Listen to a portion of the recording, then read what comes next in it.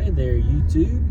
I'm going to go do some spearfishing today. We're going out of Fort Morgan, looking for some red snapper and mangrove snapper or Spanish or whatever we can really get our hands on. The conditions look great today. Should have clear water. Had some rain recently, but we'll see what we can do. I'll have the GoPro on today, and it's just gonna be me and old Bobo. So didn't have a charter today, but we're gonna make the most of it and have some fun. So let's get the boat in the water and enjoy it.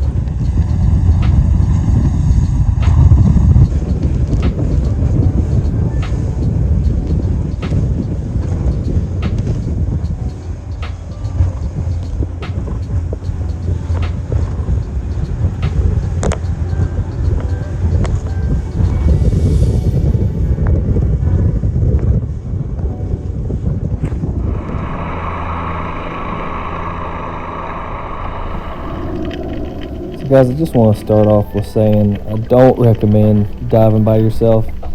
I wasn't going very deep today, I knew that, so I'm only dropping about 30 feet at a time, but still don't recommend doing this. This is our first drop of the day, just kind of getting a layout of the land, and you can see the visibility for down here was great. See some of the bigger size red snapper on the outside of the rig. See this one, give a couple kicks, and boom, just an absolute awesome stone shot. Super blessed to have that because it's the first one in a long time, so super excited. Get him up to the surface.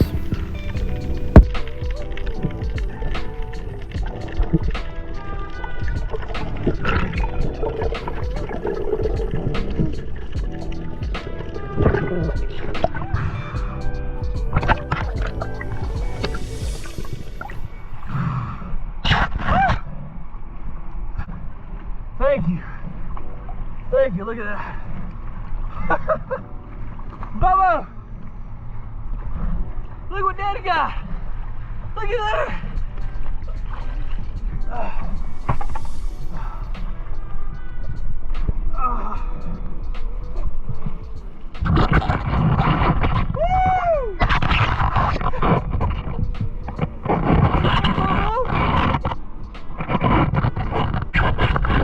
Thank you, Lord.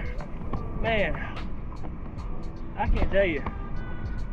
This is kind of embarrassing, but I haven't been able to shoot a red snapper all year. Just time and I don't know, just lack of doing it. So I'm so happy to actually get one. And he's nothing crazy, probably a 10-pounder, but man, kind of was patient and kind of swam up right to the end of the shooting line and was able to get a kill shot. So super happy. See that line hanging out of his mouth?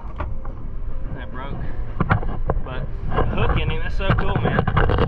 Awesome. Finding line in these red snappers is something that's pretty common down here. A lot of fishermen will just hook up to these fish, and they're smart enough to know they can break them off down in the rig.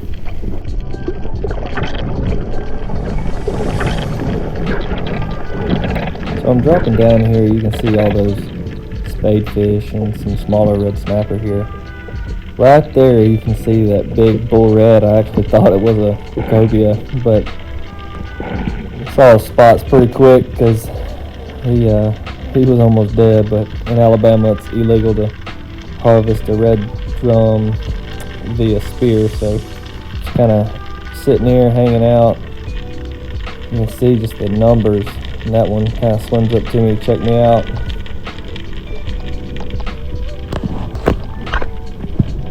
A good holding shot right behind the gill plate. That last kick kind of dropped that muzzle down a little bit, but it was holding. I just let that reel line go. You can see those big Spanish right there. Really cool.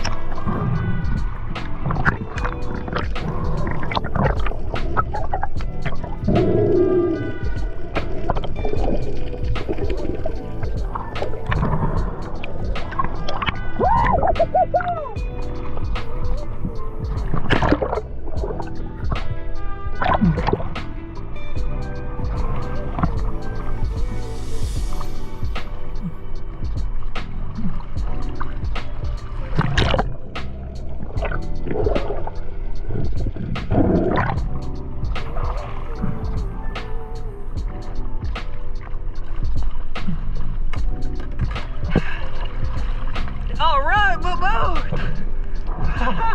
We got a limit, buddy. I can't believe it.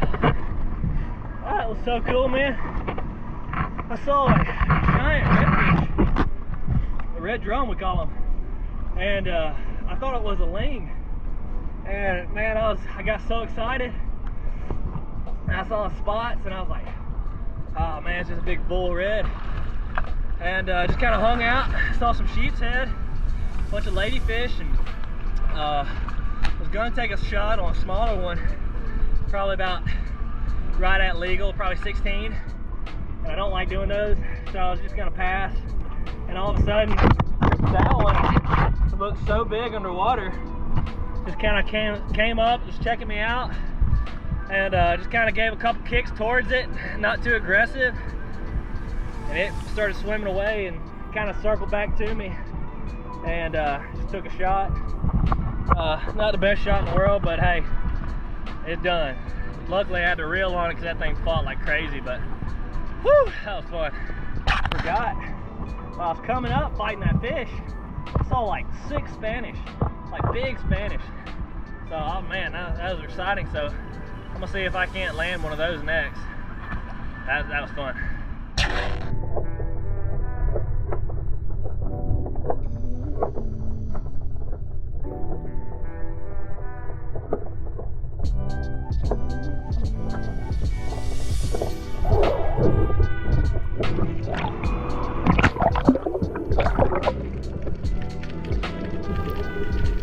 So I get back in the water and I'm looking for those Spanish, and I'm not going very deep at all. I'm just getting underneath that thermocline and just searching for them. And of course, once they know they're a target, they start to disappear. So I just make a few drops. This is probably my 3rd drop after. You can see a big mangrove there. And I was just real excited to see the numbers of mangroves coming back, because they're typically pretty small. But this one comes up to me, and I just cannot pass him up. He gets right up to the end of the spear, and I tuck the gun back behind me where all that's poking out is the spear tip, and I shoot him with my thumb, an old reef technique, but able to get a shot on him somehow. I don't know, work him up to the surface. Pretty awesome.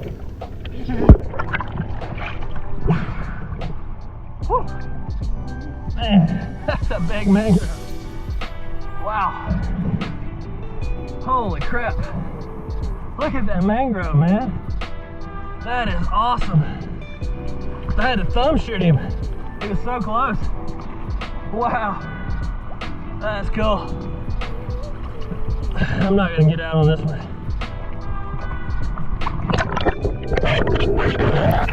So that was it for the day for me and old Bobo. Went back to the dock and got everything cleaned up. You can see I'm cleaning these fish here, and the knife slips and hits the can. What do you do when you put a hole in your drink, you know? I thought that was pretty funny.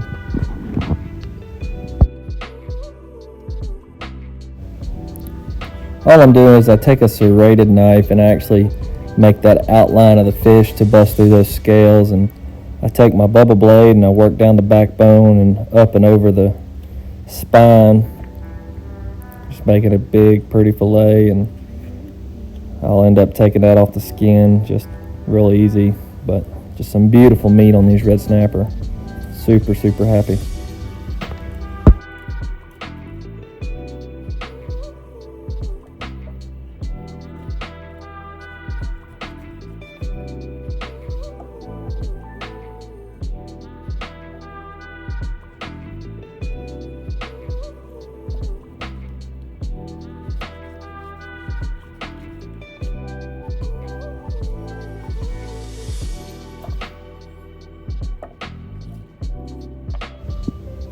while I'm cleaning this fish, you can see that hook in that one's mouth where that line was. Thought that was pretty cool. What we're gonna do with that mangrove is we're actually gonna grill it whole. I haven't done that very often.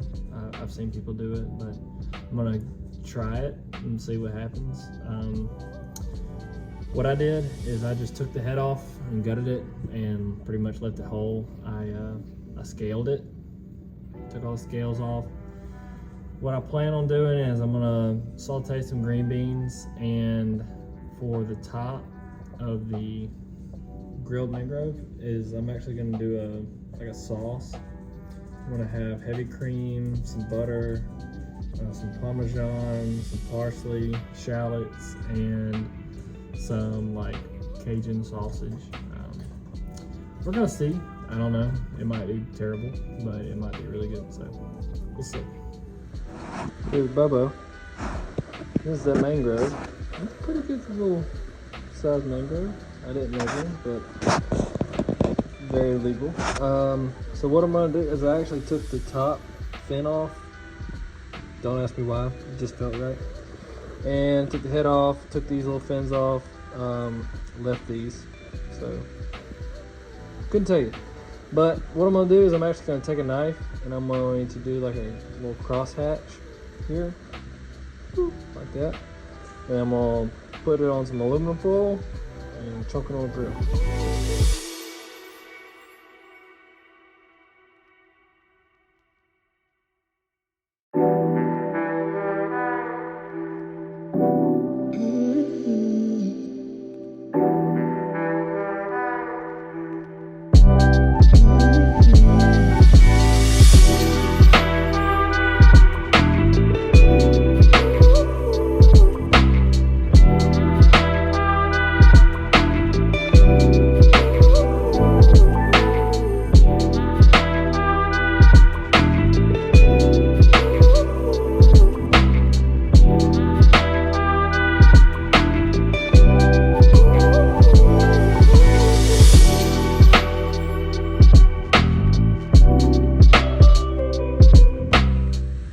Coals hot. It's dumping.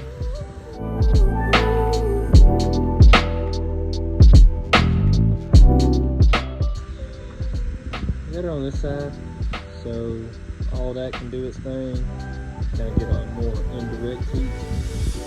We're gonna see. While that fish is going on the grill, it'll take about 30 minutes. I'm gonna start on the sauce. I'm starting by sauteing some of that Cajun sausage. I just kind of cubed it up, kind of small, and added some olive oil. I'm just gonna saute that up until it gets about 75% done. I'm gonna go in with these vegetables. I've got some curly parsley, some sliced cherry tomatoes, and a shallot. I'm just gonna kind of sweat those down until they're kind of soft, and I'm gonna add some minced garlic here, just a little bit for some extra flavor. Cook all that down together.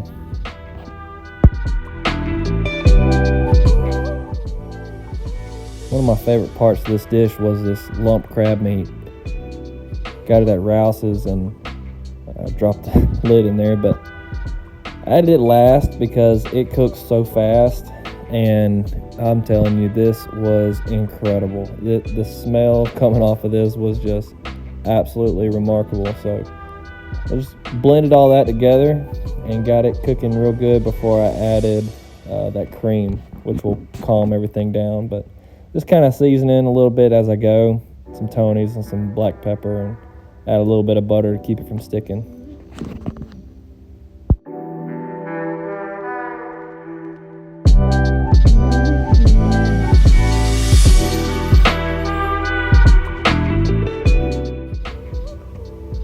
So now I'm going in with this heavy cream, and that'll really bring the temperature down on everything, but I have it at a pretty medium high heat, and you can see the edges bubbling. That's what I want with that cream. For some reason, that higher temp at that cream really helps it thicken up at a faster rate and just kind of get it right. So add that cream and Parmesan, and that'll even thicken it up more. But I'm not looking for anything that's, real heavy, thick, but I don't want it so runny that it's just gonna go off the sides. But I just get that heat up and then I turn it down pretty fast. All right, so it's been about 20 minutes and the fish looks pretty done. You can see that white meat. So all I'm gonna do is I'm gonna transition it to a pan and we're gonna broil it in the oven. Fish is done.